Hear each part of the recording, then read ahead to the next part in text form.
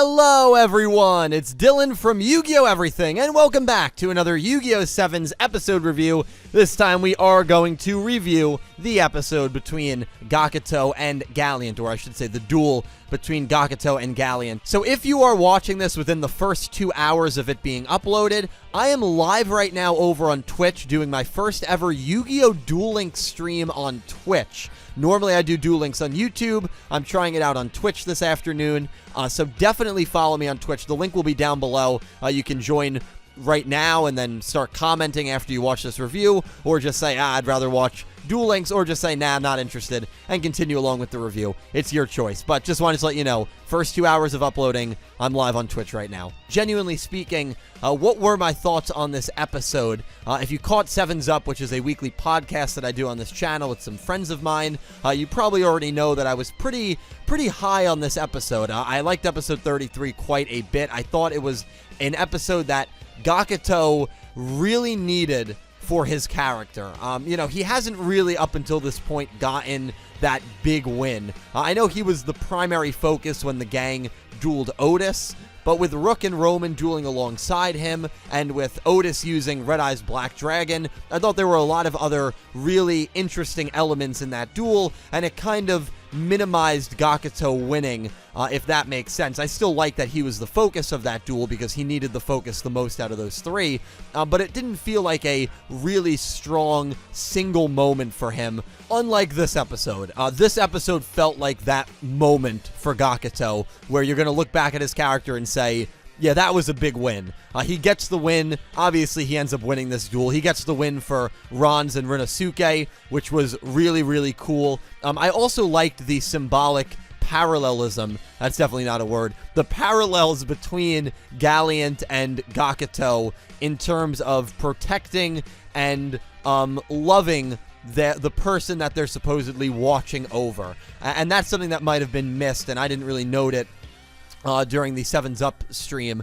But Galient at the end of this duel he says to Ron's, a person that he beat, mind you, you have a really strong master. And that is right after he has the flashbacks of him taking care of Asana, which, by the way, he's probably, I think he's very old, personally, and I think it's kind of like a Mimi situation, where maybe he's not as old as Mimi, but based on those flashbacks, there is no way that he is a 6th grader. There's just no way. I mean, he's so old when Asana is a baby, and so the way that he watches over Asana, it's the same way that Gakuto, in a sense, watches over Ron's and Rinosuke, and Galient kind of realizes that, and he says to Ron's, you have a really strong master. And so the parallels between these two characters ran deeper than even I realized, than I think a lot of us realized. We knew that they were always going to have this duel after what Galient did to Ron's and Rinosuke, and then lied to Gakuto's face later in the episode about them, sent them the fake vacation postcards, and we knew these two were going to duel for a couple of weeks now, but I just didn't realize how similar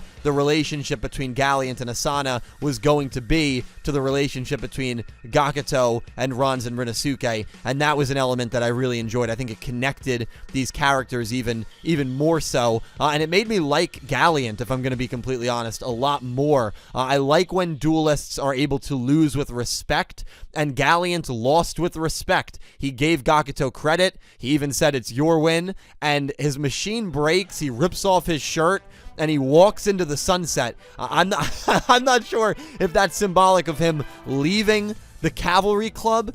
I'm not sure if it means because his machine broke that he's not even allowed, because of the many rules that the club has, to be part of the Cavalry Club anymore. I have no idea what that ending scene was. We know from the preview he's going to be in 34, and by the time this is up, I actually think 34 has probably aired, because I've just been kind of delayed with this video, so I apologize for that. So I'm sure we'll know more about that in 34, but kind of a weird ending for him. But really good episode for Galient, and then obviously, the focus is Gakuto. He uses a new ace called Semi Ruler, and something that I really loved about the duel, I thought the back and forth action was great, but something that I loved is I felt like Gakuto the entire time out-dueled Galient. I felt like Gakuto always had traps ready, he always had effects ready to go, and he just outperformed Galient. How many times do we see in a Yu-Gi-Oh! Anime duel where the character that, the good character, is getting completely outdueled, and then has this amazing final turn and is able to pull out a win from seemingly nowhere. I mean, that happens so much, but this was a duel where Gakuto genuinely, I felt, just had the upper hand on Galient the entire time, and the greatest struggle for him was not really overcoming Galient's deck, but it was overcoming himself. You know, as a joke, obviously, you know, Sevens is still very comedic.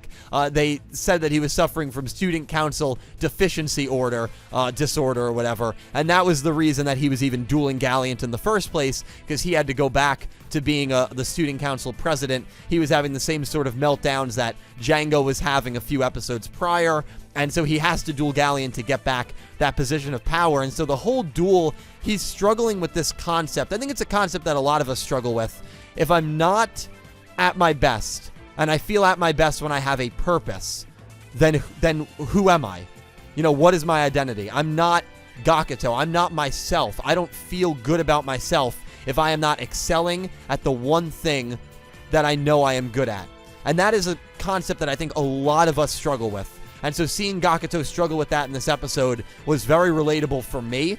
There have been way too many times in the past, not so much anymore, where I associate my success and my worth in terms of how many views a YouTube video gets, which is so superficial, and it's something that I have struggled with, and I think any content creator struggles with it, whether you're small or medium or large. I think any content creator struggles with that, where you really do associate your worth with how many views and how many positive responses you get on a piece of creation, whether it's an Instagram post or a Facebook post or a YouTube video or a stream. It doesn't really matter. And that was what Gakuto was struggling with during this episode, and I related to it so much, and so the amount of respect that I gained for Gakuto was great, and he overcomes that mental hurdle. He overcomes that mental hurdle of, even if I'm not the student council president, I can still be a great friend, and I can still be Gakuto. I can still be a great person, whether I'm the president or not. And once he overcomes that mental hurdle, he's able to go on and get the win over Galient. So all in all, I thought the dueling was great. I thought the narrative surrounding the duel was great. There were a couple of other important things that happened that I definitely want to touch on.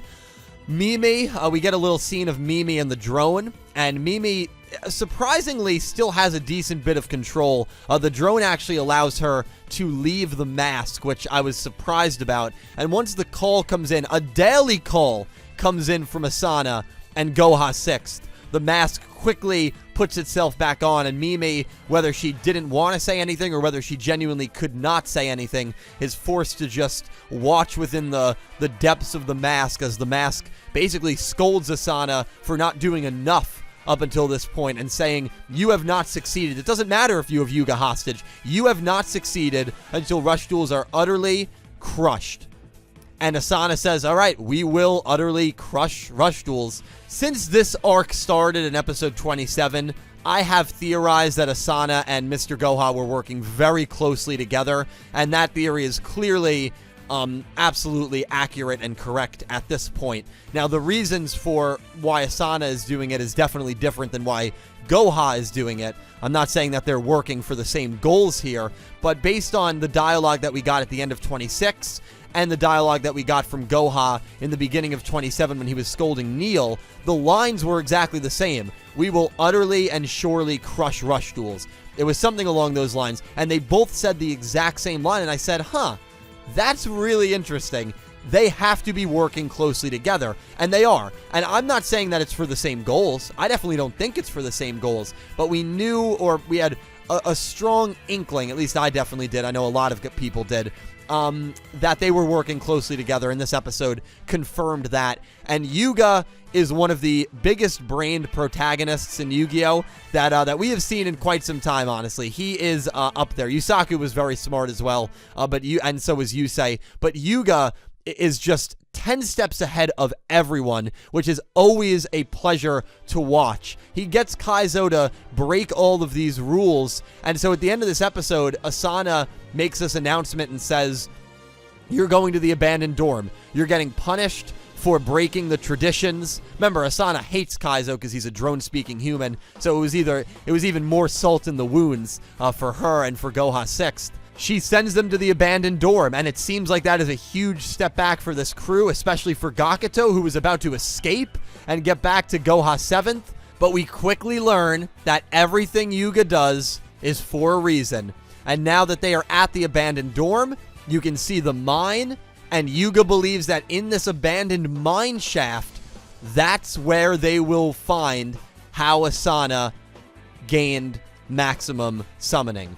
Really fascinating, really genius on Yuga's part. Every time Yuga speaks and every time Yuga performs an action, I always think that it is going to be extremely relevant to the show and the story of Sevens, and it almost always is. Yuga is by far the smartest character in this show, or one of them at least. I mean, I would put Neil up there as well, and it just feels like everyone is playing checkers and he's playing chess. I mean, it really, like, really cool to continue to see Yuga just outsmart everyone, and to try and figure out what he's going to do next is, you know, one of the bright spots for me for Sevens, honestly. But all in all, I thought 33 was a really good episode for Gakuto, and a good episode for Galient as well. Thank you all so much for watching my episode 33 review. Please leave all of your thoughts on this episode down below. I am really stoked to hear from you all. Just again, a quick reminder, if you're watching this within the first 2 hours of upload, I am streaming Duel Links over on Twitch, so definitely head over to my Twitch in the description and check that out if you're interested. And a special thank you to my Platinum tier patrons, Horace Maye, Goosey Q, Panther J, Blue Maiden 28, Jarrett Buller, and Aura Dragon, and to my Diamond tier patrons, Jesse Wood, Latrell Smith, and Anime Kaput, and to my Egyptian God tier patrons, XZ's Lover 104, Pegasus Seiya, and Stella Sky. Thank you to everyone who supports me on Patreon. Thank you to everyone who's a YouTube channel member. You guys help me out tremendously, and I would not be able to do this without your amazing support. Thank you to everyone who watches my videos. I will talk to you down below, and I hope you have an amazing day.